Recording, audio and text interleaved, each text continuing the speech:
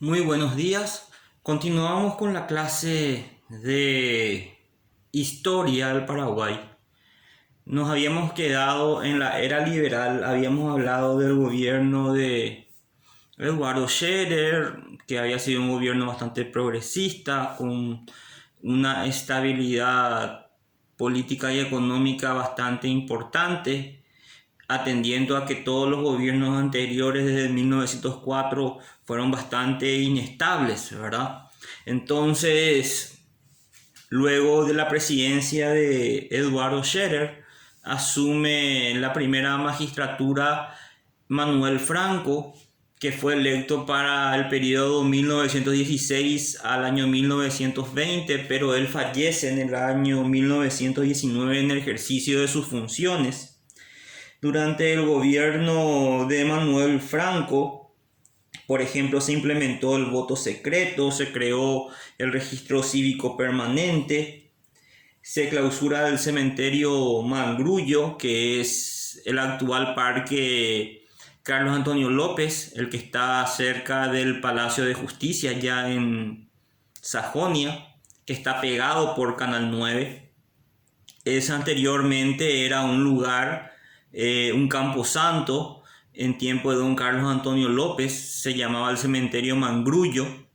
Entonces, durante el gobierno de Manuel Franco se clausura ese cementerio y los restos son trasladados al cementerio La Recoleta, que había sido creado durante el segundo consulado de Mariano Roca Alonso y don Carlos Antonio López entre 1941 y 1944.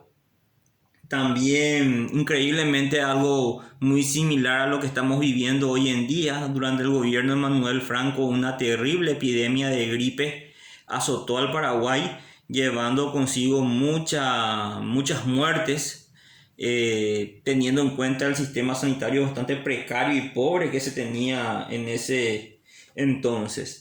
Sin embargo, el gobierno de Manuel Franco también continuó con la estabilidad política y económica que ya había empezado en el gobierno de Scherer. Pero en el año 1919 fallece de manera inesperada y asume su vicepresidente José Montero, que cumple ese periodo presidencial. Para el año 1920 asume la presidencia Manuel Gondra. Fue presidente entre 1920 y 1921. Gondra fue electo para el periodo 1920-1924, pero debido a presiones parlamentarias, él decide renunciar. Estoy utilizando este sistema, no estoy apareciendo en el video debido a que estoy realizando una línea de tiempo, hago esa acotación.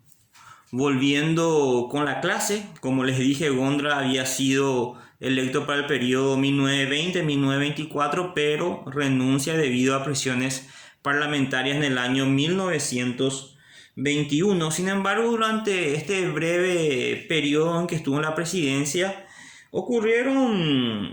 podemos decir, ocurrió un hecho muy importante que fue se dictó la ley de colonización del Chaco por parte de los menonitas. Durante el gobierno de Gondra, los menonitas se instalan en el Chaco y bueno, y hoy en día con las cooperativas de producción que ellos tienen, ¿verdad? Han desarrollado de gran manera esa zona del país. Bueno, entonces la explicación de cuándo vinieron los menonitas y se instalaron en el Chaco fue durante el gobierno de Manuel Gondra. Empezó a haber, digamos, una inestabilidad política y también ya económica, una gran recesión económica que llevó a que muchos compatriotas tuvieran que emigrar hacia Buenos Aires y también Mato Grosso en Brasil.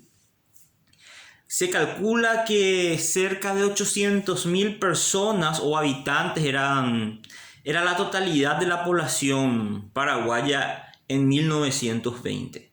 Gondra renuncia debido a presiones parlamentarias y su vicepresidente Félix Paiva, sin embargo, en vez de ejercer en la presidencia, le entrega a Eusebio Ayala para cumplir el periodo restante, digamos, hasta 1924. Pero Eusebio Ayala gobernó hasta 1923.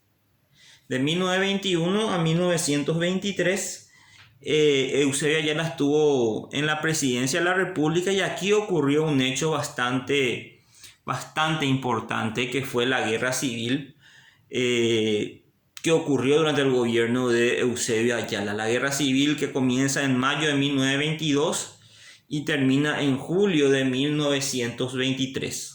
Un poco antes de la culminación, Eusebio Ayala también renuncia otra vez a la presidencia de la República. En cuanto a la guerra civil, estalló debido a que el Congreso había dictado una ley para que se llame a elecciones a presidente y vicepresidente de la República. ¿Qué hizo Eusebio Ayala? Eusebio Ayala veta esa ley y debido a este veto, el coronel Chirife se subleva al gobierno. El coronel Chirife recibe el apoyo de Eduardo Scherer. Hay que también destacar que esta guerra civil fue como consecuencia de la enemistad o el odio, el resentimiento que había entre dos facciones liberales, los cheristas contra los gondristas, el Sacomukú contra el Sacopucú. Entonces, Scherer decide apoyar a las fuerzas, vamos a decir, que se sublevaron al gobierno institucionalista de Eusebio Ayala, que es defendido por el general Chenoni. Luego de más de un año de guerra civil que trajo muchas muertes, mucho luto, mucho dolor a la sociedad paraguaya, triunfa el movimiento institucionalista. El coronel Chirife es muerto, fracasa la sublevación, pero como les dije, un poco antes que termine la guerra civil, Eusebio Ayala renuncia a la presidencia el 7 de abril de 1923 y asume la presidencia el doctor Eligio Ayala entre 1923 y 1924. Eligio Ayala, que decidió postularse ya a la presidencia para el siguiente periodo, renuncia meses antes que culmine el periodo que le correspondía a Gondra, de entre 1920 y 1924. Por eso es que él otra vez renuncia y le entrega el poder a Luis Alberto Riar, que termina el periodo presidencial de Manuel Gondra en 1924, y Eusebio Ayala se presenta como candidato del Partido Liberal para la presidencia de la República para el periodo 1924-1928. Ocurrió una serie de inestabilidad política, porque si ustedes se fijan en la línea del tiempo, Gondra tenía que ser presidente entre 1920 y 1924. Renuncia en el 21 y a partir de ahí aparecen Félix Paiva, Eusebio Ayala, Eligio Ayala y Luis Alberto Riar. Son 4 presidentes en un periodo presidencial. Entonces, más o menos hubo una inestabilidad política en este tiempo, fundamentalmente como consecuencia de la guerra civil entre 1922 y 1923. Luego de la presidencia de Riar, Eligio Ayala es electo presidente de la República. Y aquí tenemos que empezar a hablar de un ciudadano ilustre, honesto, brillante, una persona muy intelectual que supo hacer el ejercicio de la presidencia un estilo de trabajo en donde la honestidad y el patriotismo estuvo siempre en primer lugar. Hay tantas anécdotas que les recomiendo que investiguen sobre Eligio Ayala, que fue uno de los presidentes más capaces que ha tenido el Paraguay. Fue el mejor presidente de la era liberal, sin lugar a dudas. Y quizás después de la presidencia de Don Carlos, fue un presidente de Don Carlos Antonio López, ¿verdad? Fue un presidente demasiado honesto y demasiado capaz, que hizo muchas cosas por el país. Eligio Ayala implementó una correcta política económica financiera a tal punto que el Paraguay empezó a tener otra imagen en el exterior, empezó a pagar las deudas externas a los ingleses que teníamos desde allá, desde 1870. El Paraguay, que siempre estaba con déficit fiscal. ¿Qué quiere decir déficit fiscal? Que se gasta más de lo que el Estado está recaudando.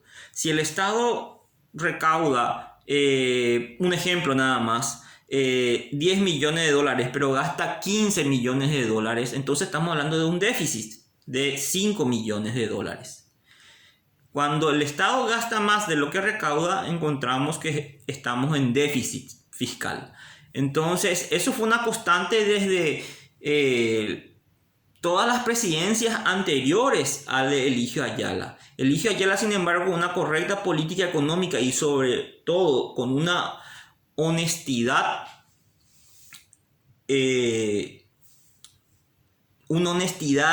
inquebrantable, un hombre demasiado capaz, demasiado comprometido con su trabajo y con su país.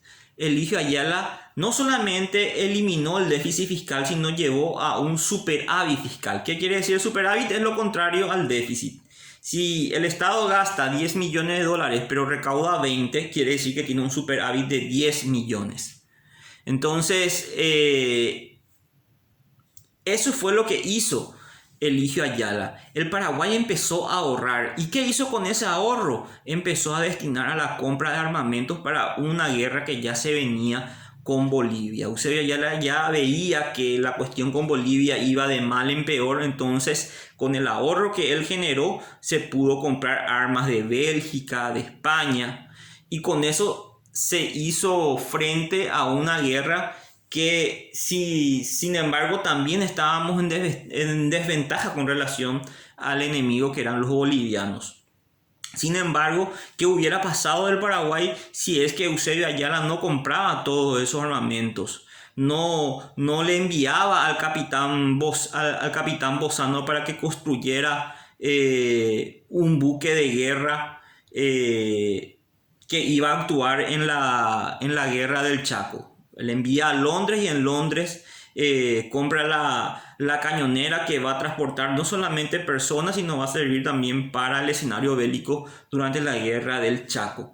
Entonces, Eligio Ayala tiene ese mérito, que fue uno de los presidentes más honestos y más capaces que tuvo el Paraguay en toda su historia. Siempre con relación a la parte económica, estabilizó la moneda nacional, aumentaron la exportación de algodón, tabaco, yerba mate, realizó reformas educativas, primarias, fundamentales. O sea, estamos hablando de una presidencia realmente bastante buena, bastante exitosa, la del presidente Eligio Ayala, que, como les dije, tiene tantas anécdotas que me va a ser corto el tiempo para poder explicarlo, pero yo les recomiendo que lean la biografía y la presidencia de Eligio Ayala, que fue realmente uno de los presidentes más capaces y más honestos que tuvo la República del Paraguay. Lastimosamente, él fallece en un duelo por culpa de un desvenir amoroso. Le había encontrado a su pretendiente con otro hombre, hubo un duelo y él recibe un disparo en el vientre, falleciendo luego en el hospital. Entonces, lastimosamente, un hombre que tanto podía dar por la República termina también de una manera bastante triste. Pero el legado de Eligio Ayala persiste en sus obras y sobre todo en el compromiso que tuvo con la patria. Eligio Ayala, luego del año 1928, deja la presidencia a José Patricio Guyary y asume nuevamente el cargo de ministro de Hacienda en la presidencia de Guyary, donde finalmente él fallece, como les dije, en esa cuestión del duelo pasional que tuvo. José Patricio Guyari tuvo una presidencia bastante, vamos a decir, bastante tumultuosa, debido a ya los problemas que ya teníamos con Bolivia con relación al tema de límites, muchas protestas, muchas revueltas, mucha inestabilidad política, manifestaciones para declarar la guerra a Bolivia y defender el territorio, ya que los bolivianos estaban adentrándose en nuestro territorio. Ocurrió un hecho bastante triste, que fue el 23 de octubre de 1931, donde algunos estudiantes del Colegio Nacional de la capital se estaban manifestando frente al Palacio de Gobierno, y en ese entonces un militar de apellido Antunes ordenó que se disparara contra la multitud, contra los jóvenes estudiantes del Colegio Nacional de la capital, donde cerca de 10 jóvenes fallecieron en ese trágico incidente. José Patricio Guyari no ordenó este ataque, él mismo pide someterse a juicio político y el Congreso no encontró pruebas que él haya ordenado ese ataque, y por ende lo absolvió y pudo terminar su presidencia en el año 1932. Y luego de José Patricio Guyari viene ya la presidencia de Eusebio Ayala nuevamente, en donde ya se está desarrollando digamos, las operaciones bélicas en el Chaco. En realidad, que la guerra del Chaco ya estalla en el gobierno de José Patricio Guyari, pero se desarrolla mayormente ya en el gobierno del doctor Eusebio Ayala. Entonces nos vamos a quedar hasta este ítem en la presidencia de José Patricio Guyari, para luego ya empezar con el otro tema, que es adentrarnos directamente a la guerra del Chaco. Que tengan todos una linda jornada, espero verlos pronto y a cuidarse.